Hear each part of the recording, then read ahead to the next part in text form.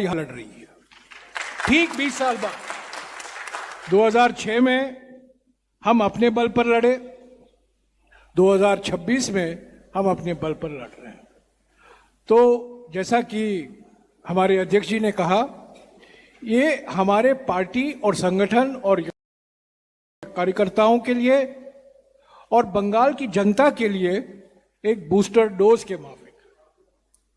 कांग्रेस का लड़ना अपने ही बल पर, कांग्रेस का मैनिफेस्टो रिलीज करना और तीसरा रास्ता दिखाना, मौजूदा रास्ता नहीं, बीजेपी का रास्ता नहीं, पर कांग्रेस का रास्ता दिखाना, मैं समझता हूं हमारे लिए, बंगाल की, पश्चिम बंगाल के लिए एक बहुत बड़ी उपलब्धि है।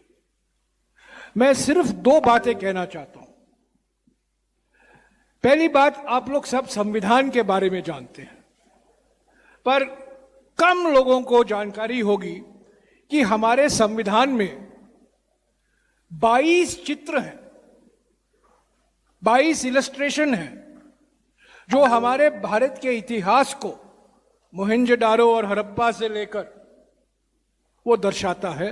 वो हमारे जो कॉन्स्टिट्यूशन हिंदी और अंग्रेजी में पहले 2 कॉपी थे, जिस पर 290 कॉन्स्टिट्यूएंट असेंबली के सदस्य ने अपना सिग्नेचर किया, उस संविधान में 22 कला थे, ललित कला, इलस्ट्रेशन था। और इस इलस्ट्रेशन की जिम्मेदारी किनको दी गई थी? नंदलाल बोस। नंदलाल बोस शांति निकेतन में थे और नंदलाल बोस और उनके साथियों ने हमारे संविधान में ये 22 चित्र बनाए। आज उसी नंदलाल बोस के परिवार के सदस्यों को SIR के वजह से इलेक्टोरल रोल से हटाया गया। उसी नंदलाल बोस जिनका योगदान हमारे संविधान के बनाने में विशेष महत्व था, उनके पोते और उनकी पत्नी इलेक्टोरल रोल में उनका नाम शामिल नहीं है। तो ये SIR का मसला जो है पश्चिम बंगाल में, ये बड़ा खतरनाक हथियार है। बीजेपी सरकार और इलेक्शन कमीशन ने जो ये तोप चलाया है SIR के माध्यम से पश्चिम बंगाल की जनता को, पर इसका हमें ध्यान रखना चाहिए।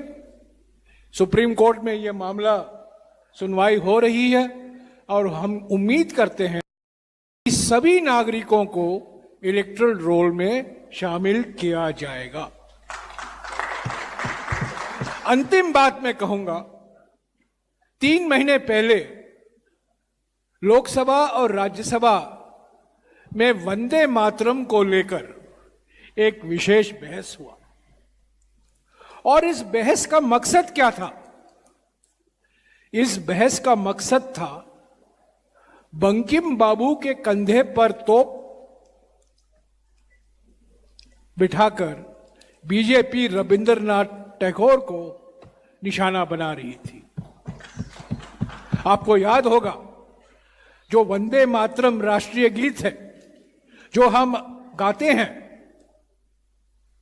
1937 में कोलकाता में ऑल इंडिया कांग्रेस कमेटी के अधिवेशन में, जहां महात्मा गांधी, जवाहरलाल नेहरू, नेताजी सुभाष चंद्र बोस, सरदार वल्लभ भाई पटेल, मौलाना आजाद, सभी लोग मौजूद थे। उन्होंने ये वंदे मातरम जो गाना है, नेशनल सॉन्ग है, वो कैसे हम अपनाएंगे वो तय किया गया था। और किसके कहने पर? रविंद्रनाथ टैगोर के कहने पर। और ये बीजेपी आज टैगोर को बदनाम कर रही है, रविंद्रनाथ टैगोर का नाम बदनाम कर रही है और हमारे जनगण मनो को भी वो हटाना चाहते हैं। ये इनकी सांस्कृतिक राष्ट्रवाद है। तो जैसा कि खड़गे जी ने कहा, ध्रुवीकरण का रास्ता, द्वेष का रास्ता, नफरत का रास्ता, ये बीजेपी का रास्ता है। और इससे छुटकारा पाने के लिए और मौजूदा जो शासन में कमियां हैं, जो विफलताएं हैं, उससे हटने के लिए कांग्रेस ने तीसरा रास्ता दिखाया है। और ये जो 5 गारंटियां हमारे घोषणा पत्र में दिया गया है, जिसका उल्लेख अभी कांग्रेस अध्यक्ष ने किया, मैं समझता हूं ये पश्चिम बंगाल की जनता के लिए एक नया मार्ग दिखाएगा। तो 20 साल बाद कांग्रेस को नया ऑक्सीजन मिला है और हम समझते हैं कि टीएमसी और बीजेपी दोनों एक ही सिक्के के 2 चेहरे हैं। पश्चिम बंगाल में एक नए सिक्के की जरूरत है। ये पुराना सिक्का जिसमें एक चेहरा टीएमसी और पीछे का चेहरा बीजेपी, इससे हमें छुटकारा मिलना है। तो इस नए चेहरे को मैं समझता हूं इसका रूप इस मैनिफेस्टो में दिया गया है। शुक्रिया।